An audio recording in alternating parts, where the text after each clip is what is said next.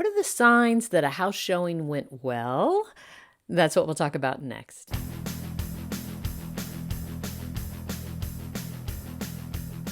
Hi, I'm Kelly Vandever. I'm a real estate agent in the Atlanta, Georgia area with Keller Williams North Atlanta. How do you know that a house showing went well? One sign is that if you have scheduled showings and the person uses the entire length of time to be in the house, that's a sign the showing went well. People are imagining where they'd place their furniture, who would get which bedroom, etc. How do you know how long someone stayed in your house, assuming that you're not lurking outside waiting for them to leave? Well, the super box, the lock box that real estate agents use, gives the listing agent a report to let them know how long they stayed in the house. If you're holding an open house, how you can tell it's going well is if people are lingering, they don't want to leave. They're also having those discussions about, I think the sofa will fit here, and this is my bedroom. Or if you have back-to-back open houses, like on a Saturday and a Sunday, and people come back again on Sunday, those are really good signs that the house showing is going well. Your real estate agent should be able to report on those results after the open houses. Of course, the ultimate sign that a showing went well is somebody makes an offer on the house. It's important to think through all the different aspects of an offer, more than just what is the sales price that has been proposed. We're going to go into more detail about what's important to evaluating any offer that you receive. We talk about in another video about what if you don't get any offers, and I'll talk about in the next video the different offer scenarios and what those mean. But now let's just concentrate on the offer itself. Of course, the offer will have a sales price that the person that wants to buy the house is willing to pay. But there are other terms to look at. For instance, whether or not the person buying the house is asking for closing cost. Sometimes a person buying a house cannot buy the house. They don't have enough money saved up to pay both the down payment that's required as well as the fees like lawyers' fees, etc., that are required in a closing cost. So they might ask the person selling the house to cover their closing cost. If you think about it like this, it's less money that the person selling the house will get in their pocket. So if you see the offer price, subtract out whatever those closing costs are, because that's the real net that you're going to get as far as the sales price goes. By the way, another reason why a buyer might ask for closing cost is because they know there are a lot of repairs or updates that are needed to the house, new carpet or paint, things like that. And when it comes to paying for those things and the closing cost and the down payment, maybe they need a little extra cash for that. So that's another reason why they might make that part of the offer. Probably the next most important thing to consider with the offers is what's the funding source for the offers. Is it an all cash offer? Is it a loan? And if it's a loan, what kind of loan is it? The beauty of a cash offer, other than, oh my gosh, that sounds so cool, doesn't it? The beauty of a cash offer is that the person making that offer is paying that amount and are not obligated by some financial institution to do an appraisal and to prove that the house is worth that. They believe it's worth that. They're willing to pay it. They're going to give you the money.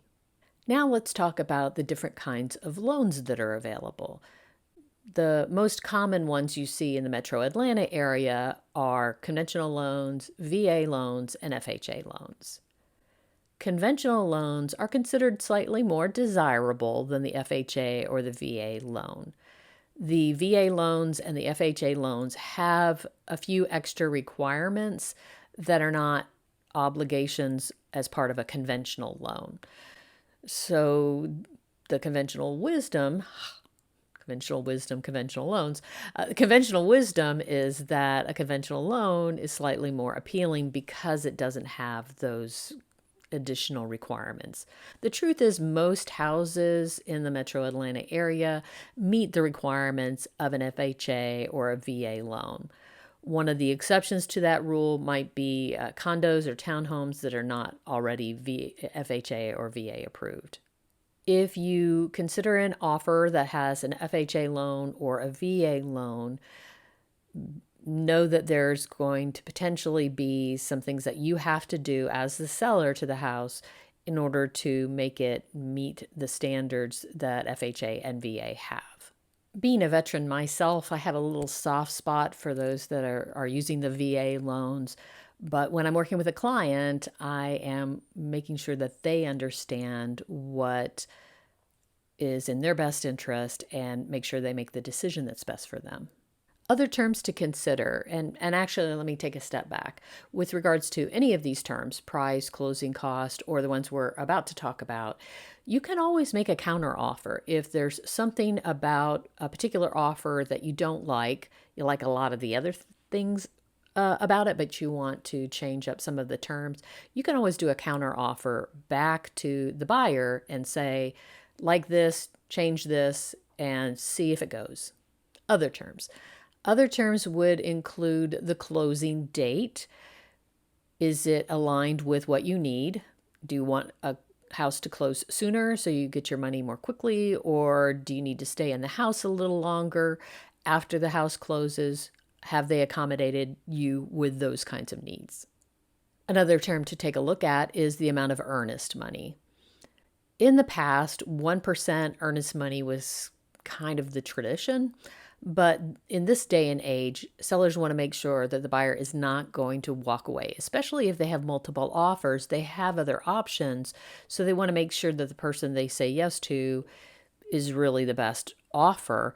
And it's not unusual now to see 2% or a substantial amount of cash, depending on the price range of the house, a substantial amount of money put down as earnest money so that it's a way to show the person that is selling the home, hey, we're serious. We're not going to walk away from that kind of money because we put that much down in earnest money. I hope that makes sense. It was a little confusing. The due diligence period is another important factor to take a look at as far as terms of the offer go. With the competition out there now, a lot of people are putting 0 days of due diligence or less than 5 days of due diligence. A couple of years ago, you almost never saw that, but with the competition, you're seeing it now. What that means is if they have 0 days of due diligence, the buyer can still reserve the right to request repairs if something is found during a home inspection.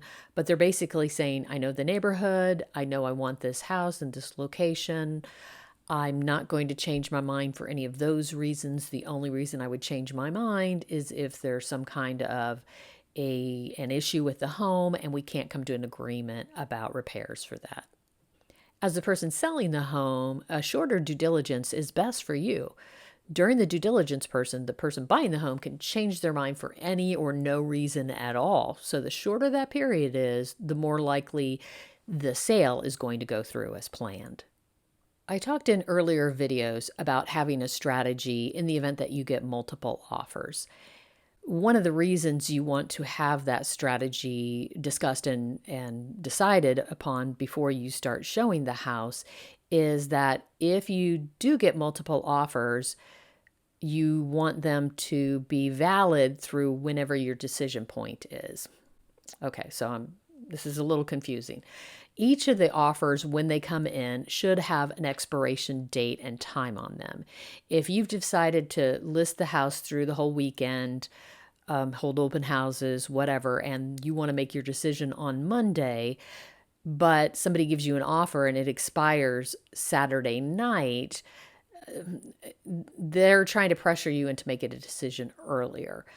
The best course of action for your listing agent is to advise anybody that's making offers, assuming you have multiple offers, to what the deadline is going to be so that they make sure that the offer doesn't expire before your deadline to review offers. I hope that made sense. I guess the bottom line here is, what are their terms with regards to when the offer will expire? As far as terms go, Another section to pay special attention to is the special stipulations. This is where people that are buying the home put in certain terms that they want to see met as part of the sales process. For instance, if you're selling a home that has older HVAC systems, the home buyer might request that you purchase a home warranty at your expense to guarantee that those appliances aren't going to go out within the first year. It gives the home buyer a little more peace of mind in buying the house. Other things they might ask for are a termite letter. That would cost you some money. They might ask you to leave a refrigerator, freezer. If you weren't planning on doing that, you have to consider that that's going to cost you more money if you were planning on taking that with you. Any of those special stipulations that will cost you money are taking away from what you will net in the actual deal. So pay attention to that. See which of those special stipulations are okay. And again, goes back to that idea of a counter offer. If you say, we're fine with everything, but we've got to keep that refrigerator, freezer, just make that part of your counter offer. As part of the offer process, you will typically have additional exhibits that are part of the purchase and sale agreement. In these exhibits are things like the community association disclosure, the seller's disclosure, what kind of financing they're having, whether it's all cash or conventional loan, FHA, VA. There'll be additional exhibits that demonstrate what kind of financing they plan to use. There may be an exhibit that says they have a contingency to sell their current house before they buy the house, that there's a financial contingency there. They may be asking to purchase some of your personal property in addition to what's traditionally left. So, for instance, if you have a dining room set that you were fine with leaving with the house, they might include an extra exhibit that specifies that personal property that they're purchasing or that is going to be part of the offer. You'll want to review all those exhibits, talk them over with your agent, and make sure you understand them and you can live with whatever those terms are. The important thing to look at, especially with regards to the financing exhibits, is there an appraisal requirement? Is there an appraisal period? Is there a financing period? These are all elements that could delay or cause the deal not to go through. Because of the competitive environment, we're seeing more and more people waive the appraisal contingency, meaning that they will, if the house does not appraise for the sales price, they will bring extra money to the closing table to still pay the full price that they've offered you. If you have an all cash offer, they may waive the appraisal for that reason, again, to demonstrate to you that they really want this deal to go through. It's important to talk with your agent, make sure you understand the different offers and what they're putting forward as far as those contingencies so that you can evaluate what is the best deal for you. Your goal as you're reviewing the offers and the terms of the offers is to give yourself the best chance to make sure that the house closes in the time frame that you want it to close. Looking at how they're financing it, looking at whether or not they are having contingencies that could allow them to change their mind.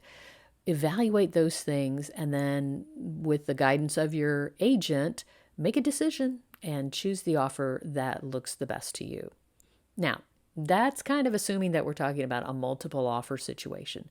We know that we don't always get multiple offers. In the next video, we're going to talk about if you get no offers, if you get one offer, if you get it above or below, what does that all mean? We'll go into those kinds of details as far as what you can think about, what you should expect when you're selling your house. Until next time, I hope you found this information helpful in making your move easier. For a guide on the overall process flow in selling your house, follow the link below. If you'd like some help selling your house in the metro Atlanta area, I'd love to work with you. Please reach out.